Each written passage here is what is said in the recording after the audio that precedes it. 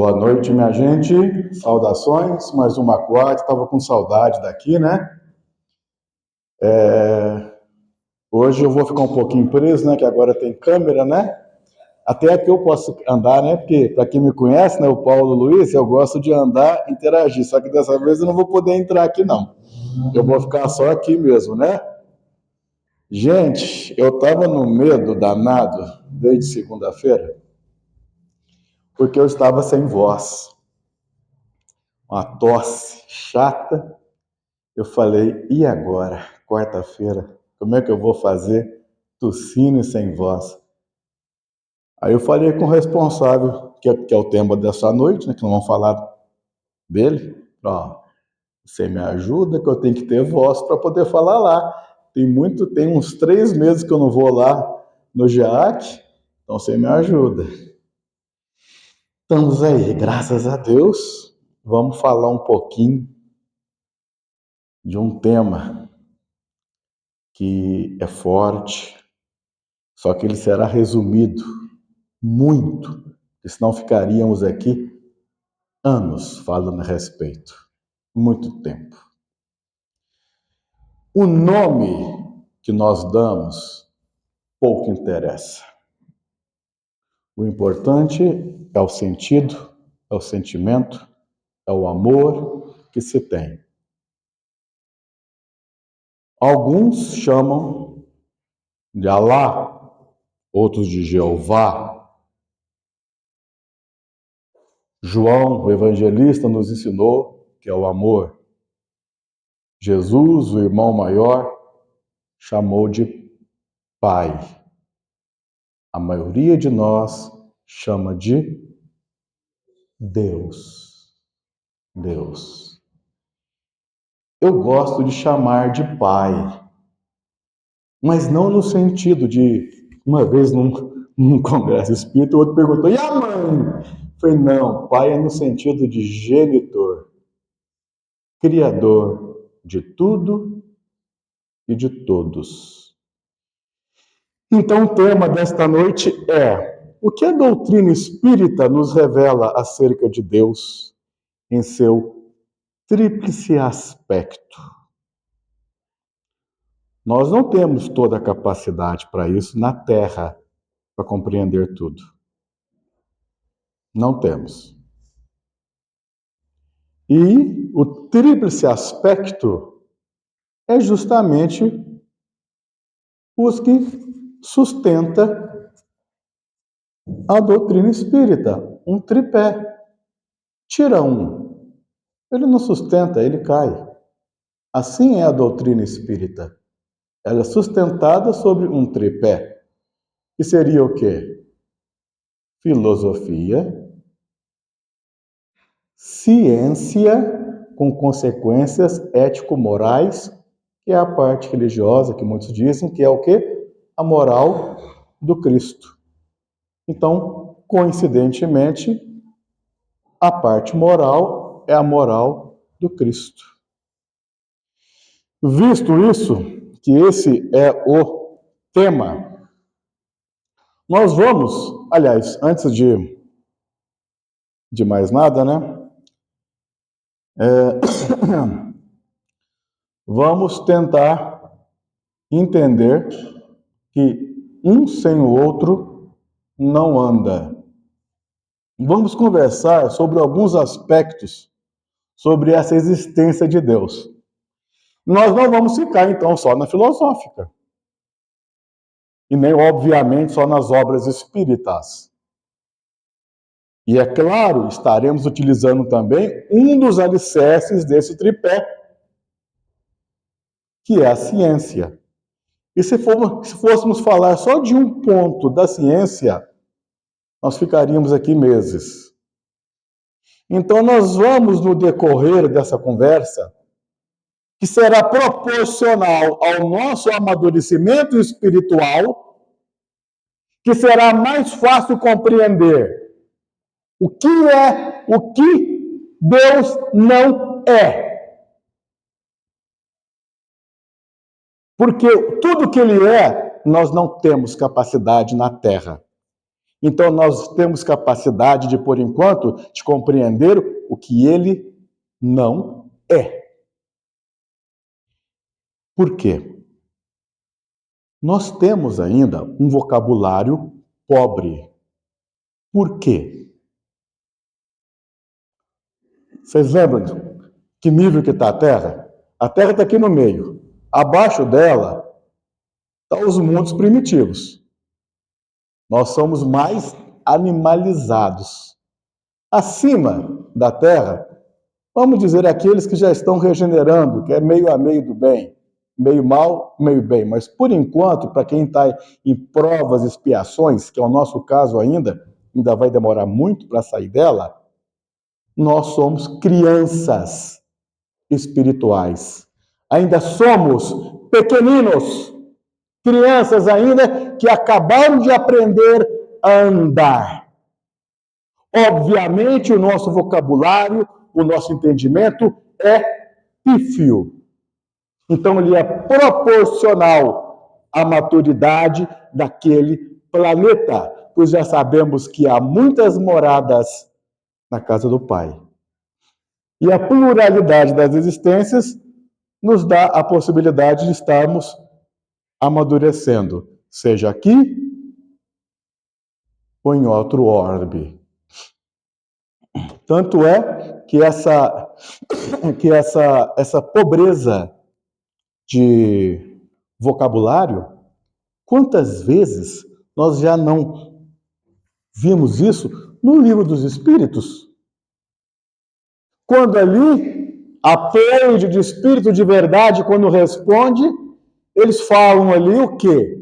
Que nós ainda não temos capacidade para eles darem aquela resposta, não há uma palavra correlativa, mas então eles fazem uma analogia com o mundo de hoje e nos dão, porque nós não temos capacidade ainda de compreender. Então, eles fazem uma analogia, mais pobre, mas pelo menos para a gente entender.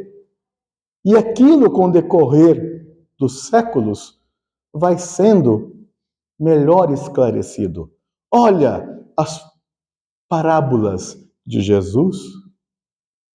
Até hoje muita gente não compreende porque fica preso na letra fria, a letra que mata, e não tira o espírito da letra, que é o que vivifica. Então, nosso vocabulário é pobre nesse sentido, porque somos crianças ainda espirituais. Mas ali já tem uma noção, já tem o norte. Tanto é que Allan Kardec, como mestre em línguas, ele fez a pergunta exata, na primeira pergunta do Livro dos Espíritos. Qual é a primeira pergunta do Livro dos Espíritos? O que é Deus? Isso, o que é? Porque o quem acabou com tudo. O quem matou ele. O quem colocou ele no mesmo nível que a criatura. Colocou o Criador igual a criatura, personificou ele como se tivesse uma religião CPF. Então não é quem é, porque ele não é quem, ele é o que. E a pergunta original do francês é: qu'est-ce que c'est dire? O que é, não quem. Qu'est-ce que c'est dire? Então foi a primeira pergunta do Livro dos Espíritos. Ali você começa a compreender, porque você não pode falar quem ele é, porque não é quem. Beleza até aí? Então vamos lá. Sendo Deus, qual que é a resposta? É a resposta mais objetiva, mais sucinta para falar o que é Deus. É a causa primeira, a causa primária de todas as coisas. E, obviamente, a inteligência suprema. Então, é o que está acima, nada mais. Ali já está a resposta mais sucinta do que seria Deus. Então, sendo a causa primária de todas as coisas, a origem de tudo que existe, a base sobre o qual repousa o edifício da criação. E também o ponto que consideramos antes de tudo. Porque se não considerar antes de tudo, nós não vamos construir nada. E a mesma coisa, causa primária, a segunda é o quê? Inteligência suprema. Outro princípio igualmente elementar e que de tão verdadeiro passou-se um axioma e que de que todo efeito inteligente tem que decorrer de uma causa inteligente. Está aí o axioma que não tem como ir contra. Então, tem que ter uma coisa inteligente, tem um efeito, então tem que ter uma causa inteligente. Tem que ter uma causa. Foi assim que Allan Kardec começou a pesquisar. Porque ele era cético, de família católica, criado no Instituto lá em Verdun de Pestalozzi presbiteriano. Na hora que falou que tinha mesas fazendo isso, balançando, batendo, isso aí é charlatão, é o magnetismo. Na hora que ele viu respostas inteligentes, falou, peraí, isso então tem uma causa inteligente? Ela não tem músculo, ela não tem cérebro e não tem nada aqui, então vamos pesquisar?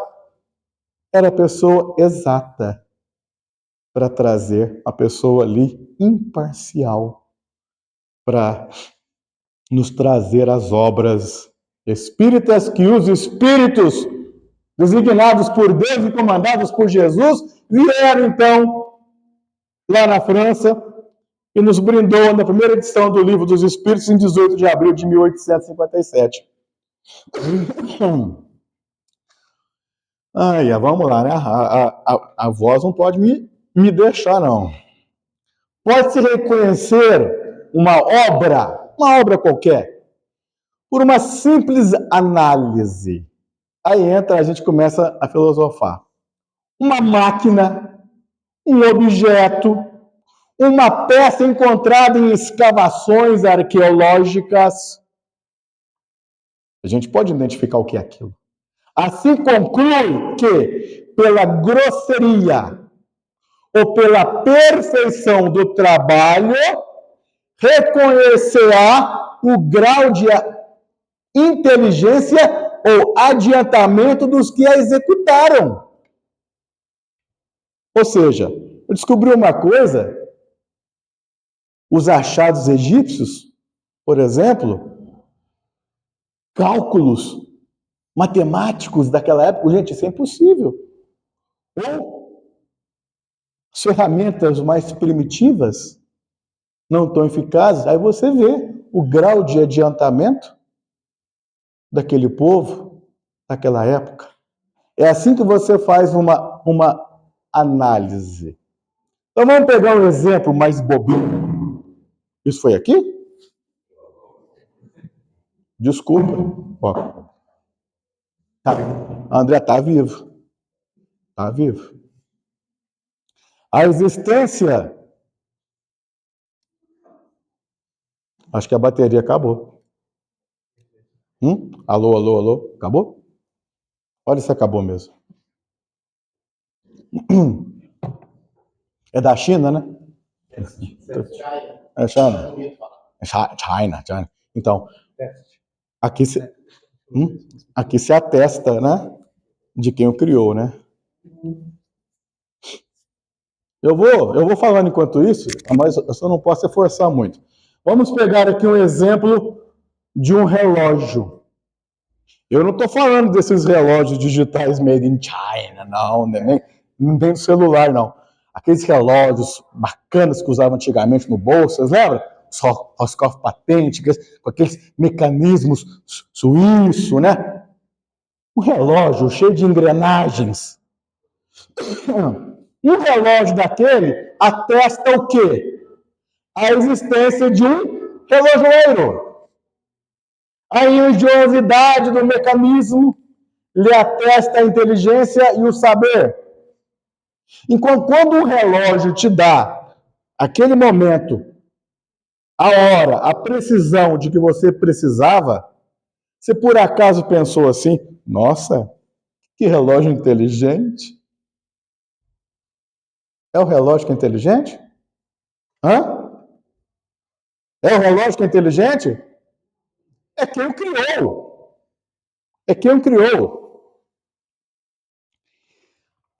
Outro tanto ocorre no mecanismo do universo infinito. Que o belo é, Deus não se mostra, mas se revela pelas tuas obras. E não é dado, então, ao homem, atualmente, o homem ainda do mundo de provas e expiações, como somos nós, sondar a natureza íntima de Deus. Quem somos nós? Nós temos essa capacidade ainda, como disse no início, somos crianças espirituais.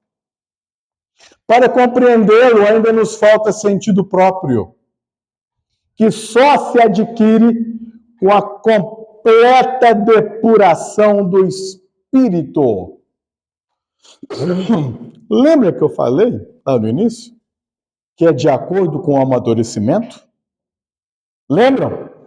E antigamente que tudo, quando nós éramos mais primitivos, trovão, meu Deus, o raio, Deus, os fenômenos da natureza, tanto que existiam deuses, no plural.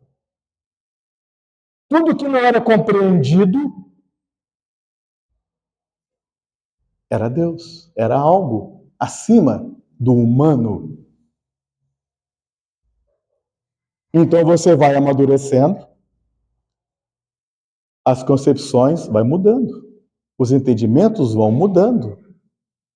A ciência vai tentando alcançar, mas a ciência está sempre atrás. Às vezes, em alguns pontos aí, ela avança, mas o que vai mandar no final é a moral. Então, quanto mais primitivo ou infantil for o espírito, menos ele vai compreender estas coisas. Isso não tem nada a ver com inteligência também, porque a gente sabe que existem cérebros, mentes inteligentes, muito, aliás, mas sem nenhuma moral, sem escrúpulos, sem direcionamento. Então, não é uma questão de inteligência apenas. Ela pode ajudar, mas ela tem que ter uma direção. Senão é um barco com motor possante, sem leme.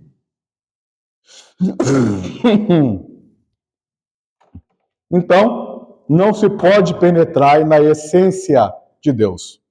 O homem, desde que aceite a premissa de sua existência, tudo bem. A existência deste Criador. Desde com que ele assuma isso, pelo raciocínio, pela lógica, ele vai chegar a conhecer o quê? Os atributos desta divindade. Porquanto, vendo absolutamente o que não pode ser Deus, sem deixar de ser Deus, deduz daí o que ele deve ser. A pergunta, o que é Deus? Então, eu já sei o que ele não é. Então, eu vou perguntar o que ele não é. Ok? Então, Deus, como diz no livro dos Espíritos, é a suprema e soberana inteligência. Então, vamos a outros atributos. Os atributos da divindade com que a gente já pode reconhecer.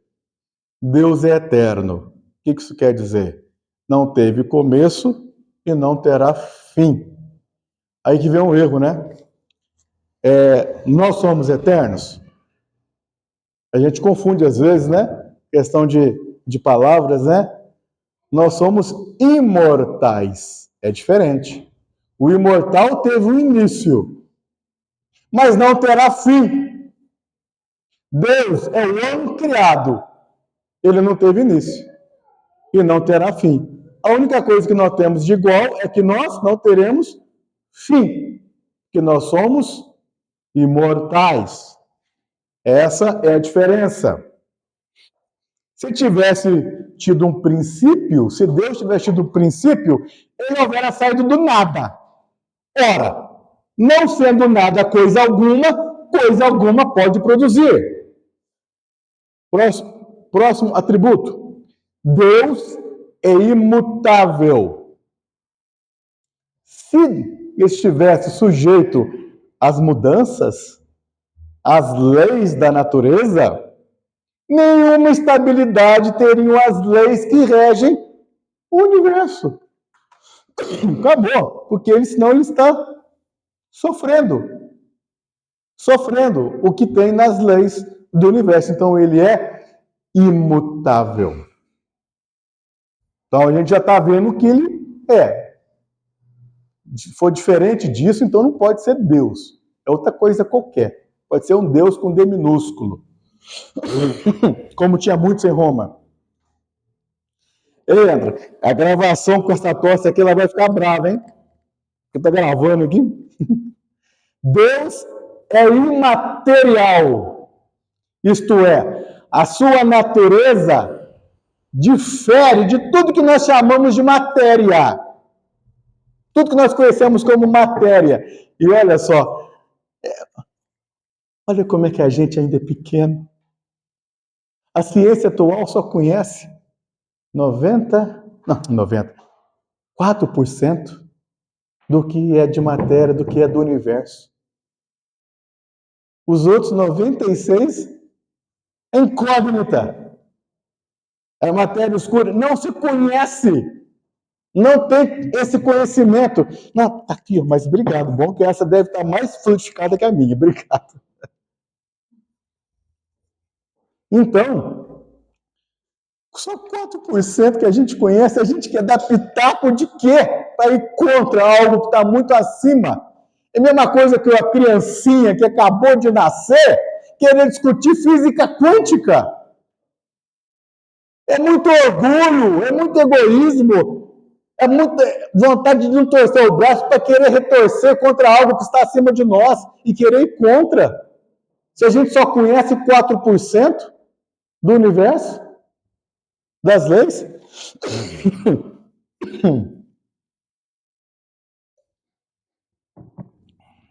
Deus é onipotente, aquilo que a gente já sabe. Onisciente, onipotente. Deus é soberanamente justo e bom. Opa, como é que é isso? A providencial sabedoria das leis divinas se revela nas mais pequeninas coisas, como nas maiores, não permitindo essa sabedoria que se duvide da sua justiça nem da sua bondade. Isso bate de contra o quê? Bate de contra o velho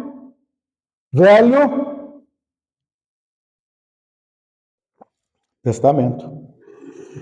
Porque no Velho Testamento, de acordo com o povo da época, com a necessidade da época, com a capacidade da época, do povo e tudo mais, aquele Deus do Velho Testamento é um Deus colérico, raivoso, vingativo, que mata.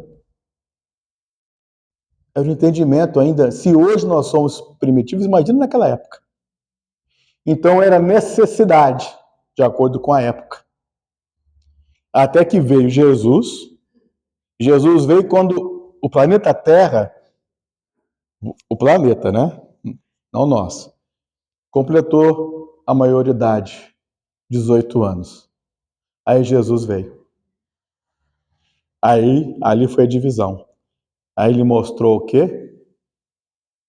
Que não era aquele Deus colérico. De que era o amor.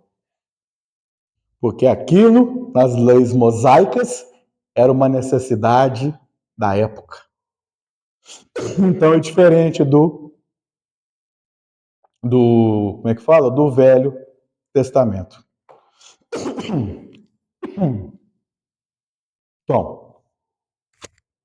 Então Deus é o quê? A inteligência suprema, soberana, único, eterno, imutável, imaterial, onipotente, soberanamente justo e bom, infinitos em todas as perfeições, e não pode ser contrário e diverso disso. Ah, mas por que o homem então tem errado tantas vezes? Por que o homem tem errado tantas vezes? Unicamente por não ter seguido um roteiro de ascensão, ou por não ter escolhido entre a porta larga e a porta estreita, era mais fácil a larga. Então ele não foi naquele roteiro que era indicado. Uma questão de livre arbítrio, que é uma lei que Deus fez para aqueles que ainda são infantis. E quando você chega numa esfera crística, que o espírito já é depurado, ele vira um Cristo, né? Tem gente que acha que só existe Jesus, né? Existe trocentos e bilhares de Cristos. O nosso chamava Jesus. Essa é a diferença, que veio para a Terra. Mas cada um tem um Cristo. O nosso chamou Jesus. Então, quando ele chega naquela fase, ele não tem mais livre-arbítrio, porque ele está na mesma sintonia com o Criador. Já é a mesma sintonia. Então, não tem mais a necessidade do livre-arbítrio.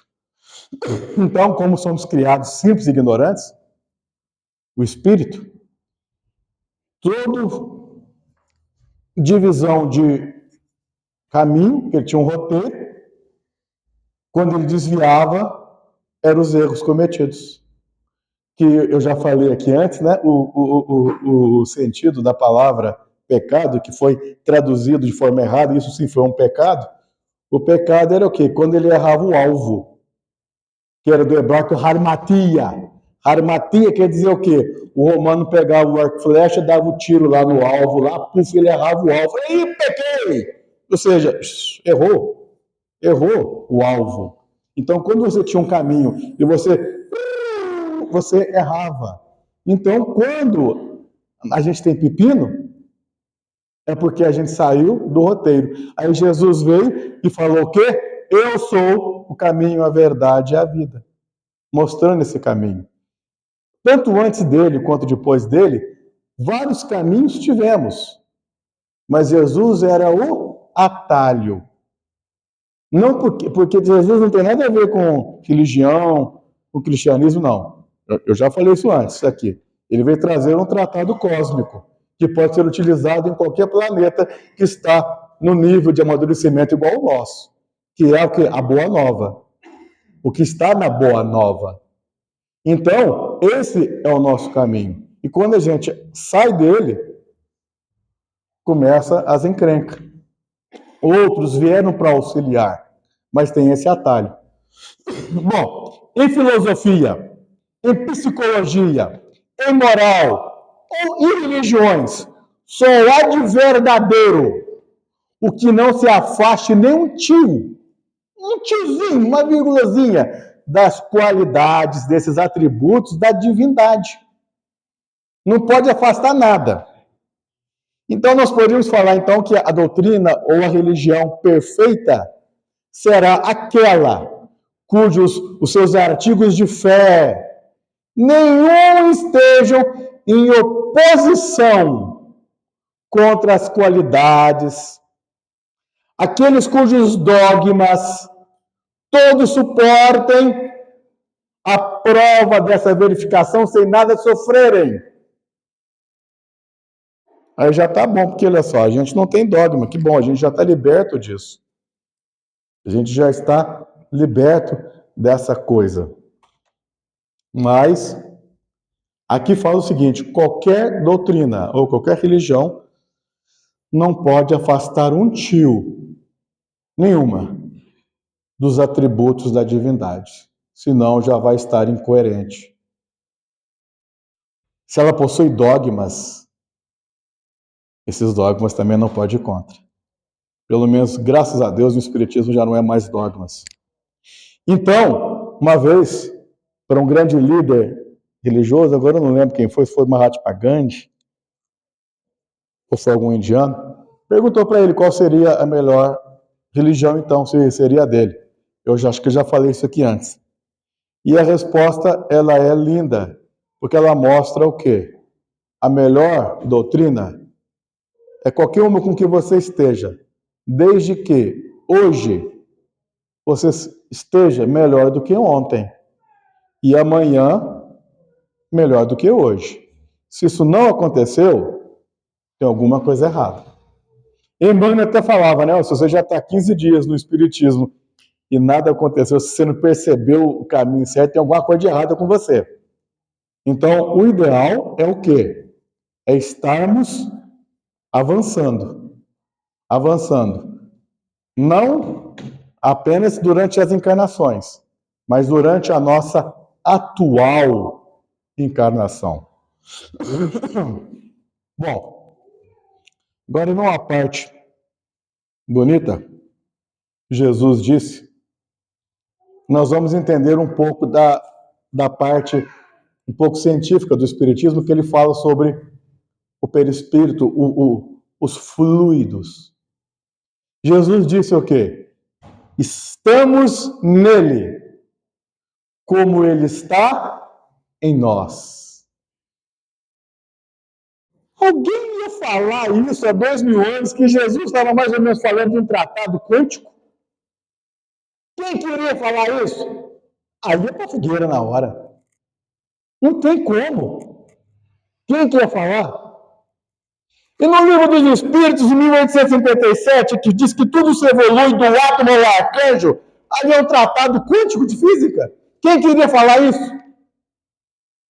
Enforca, corta o pescoço, queima, manda para o inferno, que tá doido. E eles não falar isso.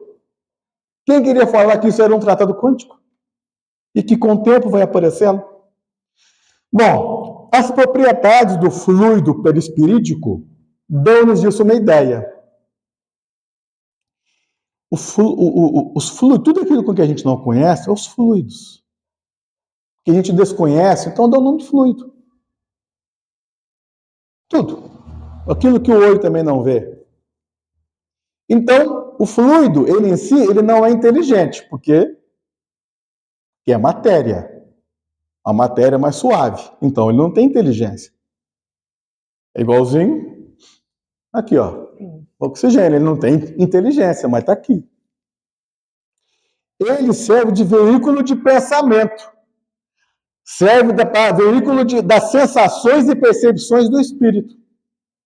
Então, esse fluido, ele não é o pensamento do espírito. Ele é, porém, o agente e o intermediário desse pensamento.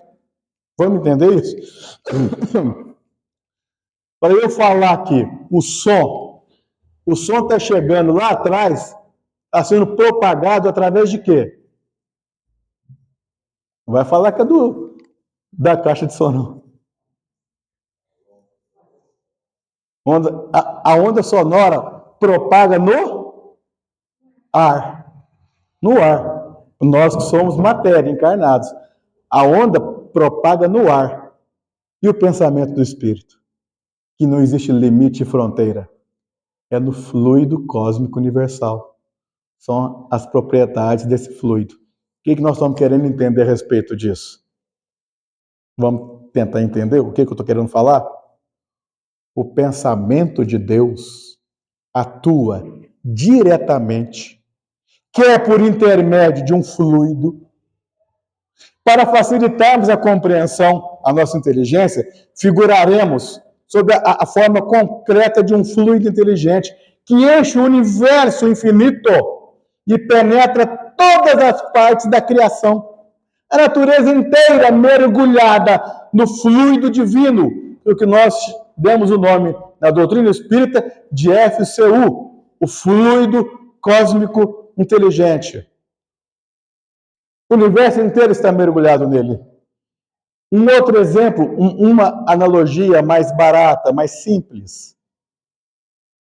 Pega-se uma caixa de vidro, um aquário.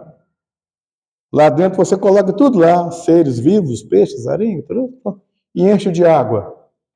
Imagina que aquele aquário é o universo. A diferença é que o universo é infinito. A água que está ali dentro é é o fluido cósmico universal. Um exemplo bem infantil para a gente compreender que o universo, todo o universo infinito, está. Então, o pensamento de Deus, ele é constante. O que isso quer dizer? Aí a gente vai falar de Deus e a prece, a importância e o sentido da prece. Então, para estender as suas solicitudes a todas as criaturas, e quando eu falo de todas as criaturas, eu não estou falando da Terra, não. Estou falando do universo infinito. Não vão ficar presos na Terra, não, que é muito pouco, é muito pequeno. Esse planetinha aqui é anão, infantil e anão. Então, não precisa Deus lançar o seu olhar do alto da imensidade. As nossas preces, para que eles as ouçam, não precisam transpor espaço, nem ser ditas com voz retumbante. Não necessita de rituais, veste, pois que estando em contínuo ao nosso lado, os nossos pensamentos repercutem nele. Os nossos pensamentos são como sons de um sino que fazem vibrar todas as moléculas do ar ambiente. E aqui vem o mais bonito. Estamos mergulhados em Deus. É quando Jesus falava, estamos nele. Nós estamos nele. É como se um átomo do seu corpo, uma célula do seu corpo, está em sintonia com você.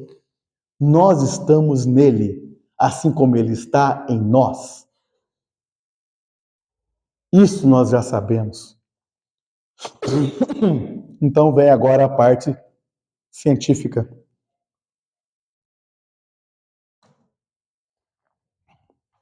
A parte científica tem que ser bem resumida. E se eu pegasse um ponto dela, nós ficaríamos aqui meses. Então, por isso que eu falo que a palestra, essa preleção que é feita, ela é uma amostra grátis. Ela é um chamariz.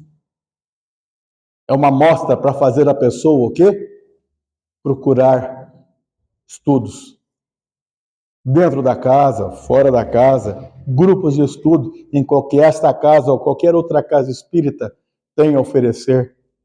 Não apenas em nossa casa. A palestra só serve para isso. Então, eu pego o primeiro livro da Bíblia. Qual que é o primeiro livro da Bíblia? Gênesis 1, capítulo 1, versículo 3. Faça-se a luz. E a luz apareceu. Alguém saberia que a luz naquela época eram os fótons? Não.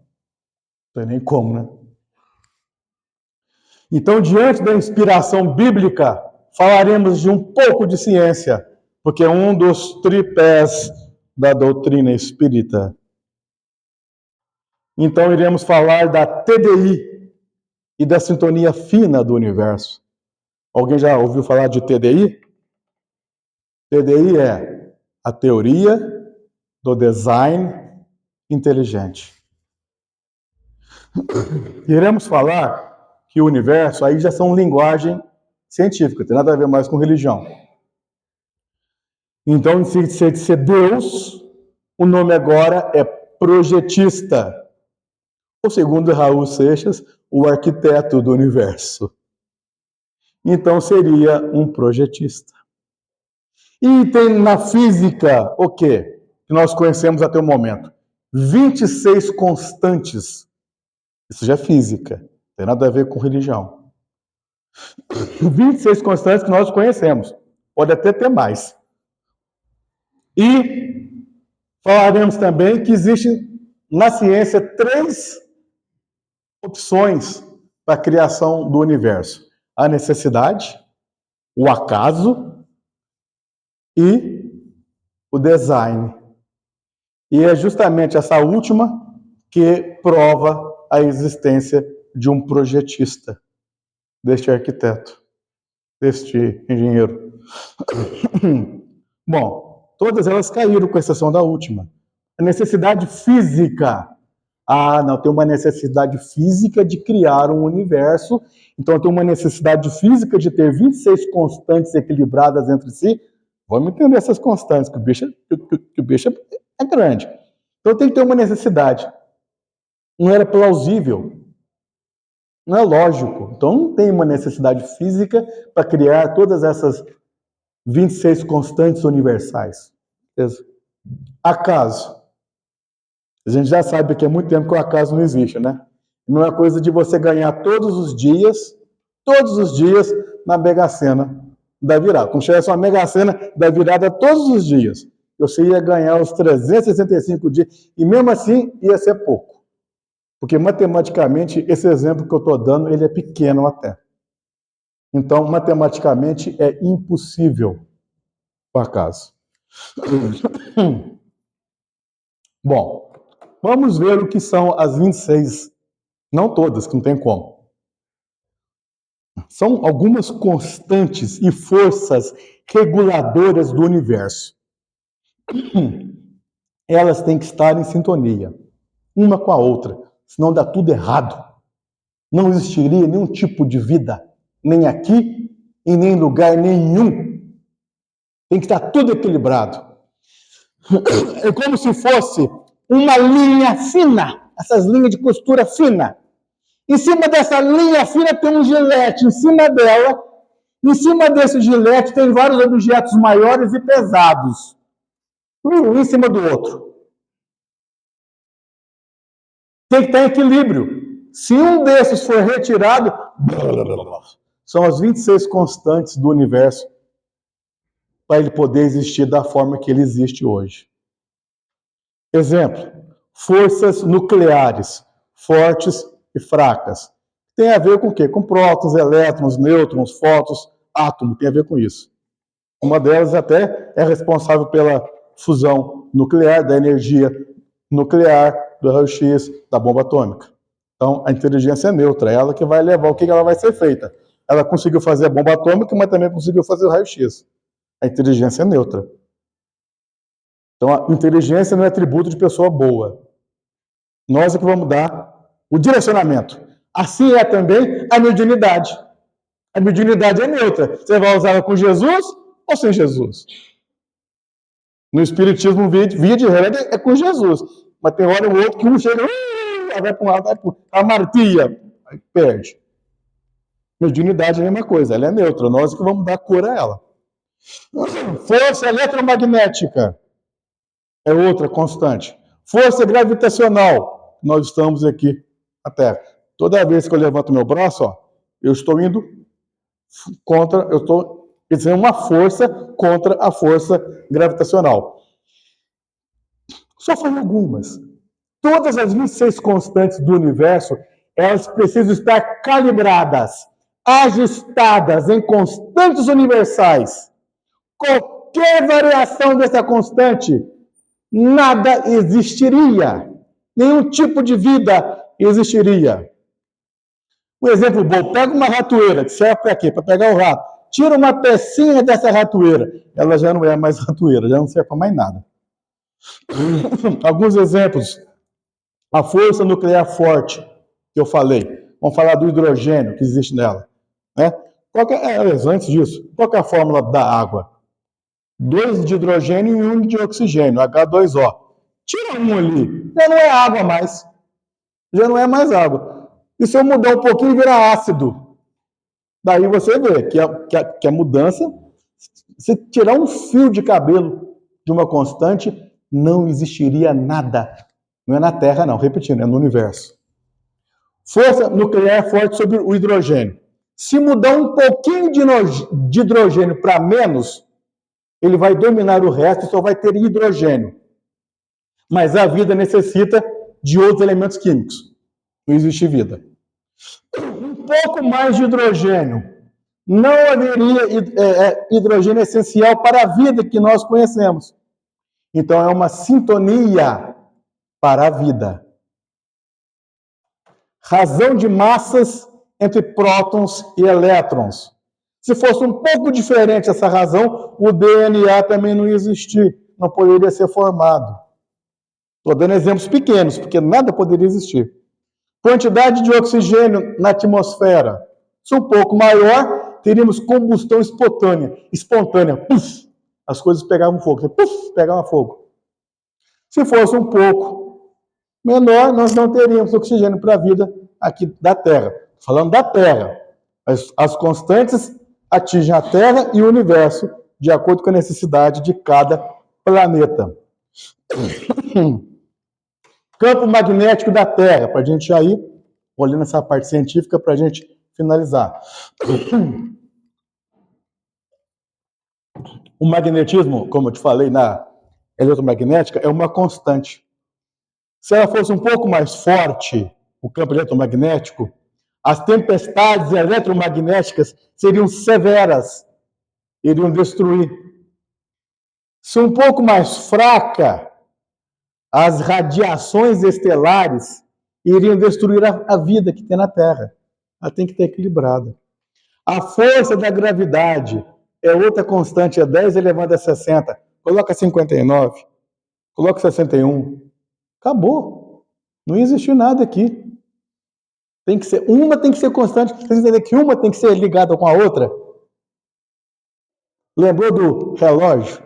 Do mecanismo do relógio? Que a testa... Vocês estão agora encaixando que as constantes têm que ser todas calibradas e ajustadas entre si? Inclinação do eixo da Terra em 23 graus. Se mudar essa inclinação de 23 graus do eixo da Terra, temperaturas extremas, calor, ventos, tsunamis. Taxa de expansão do universo, que não era conhecido em outrora, 10 elevado a 120. Tudo isso não tem nada a ver com religião, mas mostra um projetista, um arquiteto do universo. Se alterar essa taxa de expansão do universo, porque o universo não para, como Jesus falou, meu Pai trabalha até hoje e eu trabalho também. Então está sempre em expansão, porque é infinito. Muda isso, muda essa taxa de expansão. Não haveria formação do universo. Ele poderia estar em colapso. Dependendo, ele iria estender tão rápido que não ia dar conta, ou ele iria encolher e tudo explodia. Então, é outra sintonia fina do universo. 10 elevado a 120. Isso era conhecido na época do Cristo? Não. Localizar o nosso sistema solar, Júpiter, está no lugar dele. Se não tivesse Júpiter lá, nós não existiríamos. Júpiter protege a Terra, o campo gravitacional da Terra, ele salva a Terra. Tanto que teve um cometa aqui, não sei, um cometa que foi em 94, foi o Schumacher, né? Não o Halley, não, o Schumacher. Ele iria destruir a Terra, mas Júpiter protegeu a Terra, daquele tamanho. Pode vir aqui que eu aguento. Protegeu a Terra no ano de 94. Então, minha gente, para finalizar, eu falei de pequenos exemplos de constantes, que isso prova uma inteligência suprema, como diz a primeira questão do Livro dos Espíritos, por trás disso tudo. A ciência chama de projetista. Dê o nome que quiser. Como eu disse no início, João chamava de amor, Jesus de Pai, uns de Deus, Alá, Jeová, Poder Supremo. Cada um dá o nome que quiser. E eu, como sou uma criança infantil, eu chamo ele de Pai. É o arquiteto do universo. Então, a frase final, para concluir, não é um espírita que vai falar, não é um líder religioso que vai falar, que vai concluir hoje. Não é ninguém de religião nenhuma. Parece Allan Kardec falando. este belíssimo sistema no qual o Sol, os planetas, os cometas, somente poderia proceder do desígnio e do poder absoluto de um ser inteligente e poderoso. Isaac Newton, o projetista, Deus e o seu design inteligente. Como somos crianças espirituais, tia Vanessa, que está vindo aqui em Lavras, né? Tem um CD que é só para músicas para evangelização infantil. Considerações sobre Deus. Tia Vanessa. E obrigado.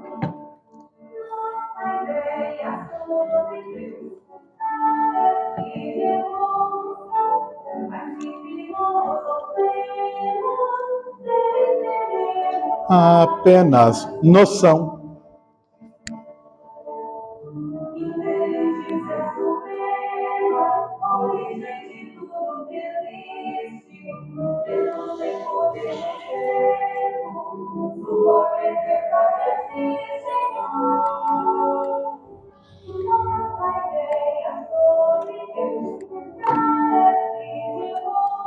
Evolução.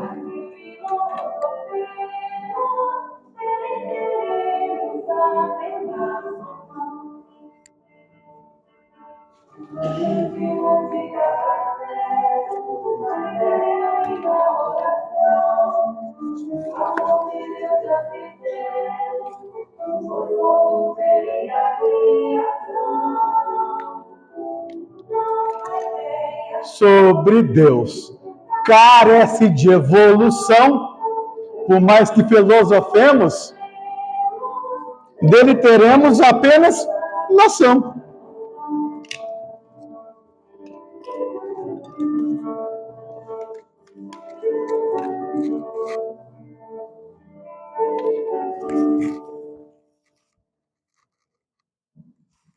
Agradeço a atenção de todos, então vamos entrar em oração. Na verdade, já estamos em estado de oração, desde o momento com que aqui chegamos.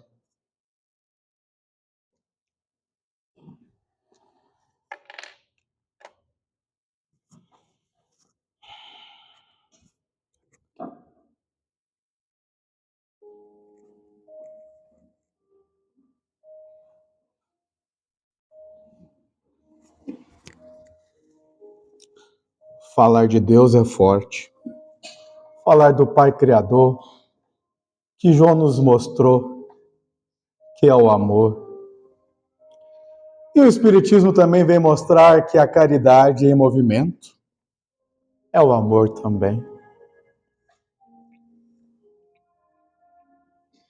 Aproveitando a presença benfazeja dos amigos espirituais que aqui nos acompanham, sem falar dos espíritos protetores de cada um de nós, designados por Deus, que está conosco 24 horas por dia, mas que às vezes, lamentavelmente, nós, por livre-arbítrio, perdemos a conexão com este amigo. Então oremos ao Pai. Obrigado, Pai.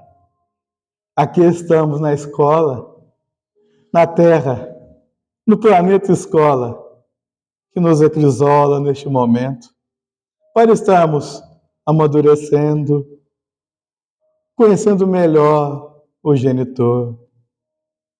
Ô Pai, se a gente sabe tão pouco, ilumine aqueles, abre os olhos do espírito daqueles que ainda pelo orgulho, pela vaidade, ou mesmo pelo poder que não querem perder, estão tão distantes de Ti.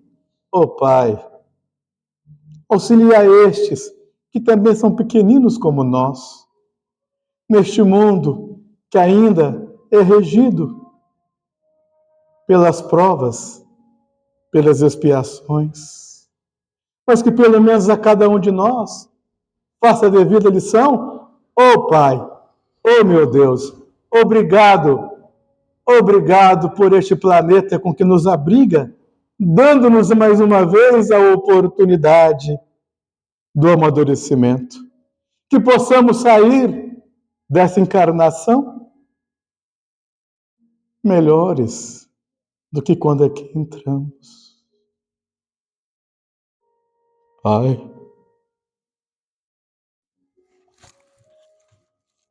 auxilia os perdidos no caminho, auxilia que a guerra ainda existe, a crueldade, a ignorância, o preconceito, a cólera, naqueles que já mataram em teu nome. Pai, misericórdia, Pai. A terra precisa amadurecer. A guerra corta as veias do planeta, assim como a ignorância e o desconhecimento deste Pai Criador nos deixa atrasados na marcha do caminho que leva ao Senhor.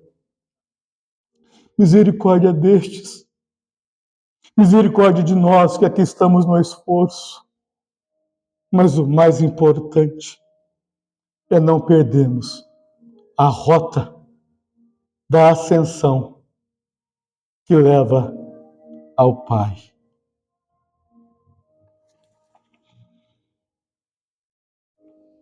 Obrigado mais uma vez a todos que aqui estiveram e até a próxima com as bênçãos dele. Que assim seja.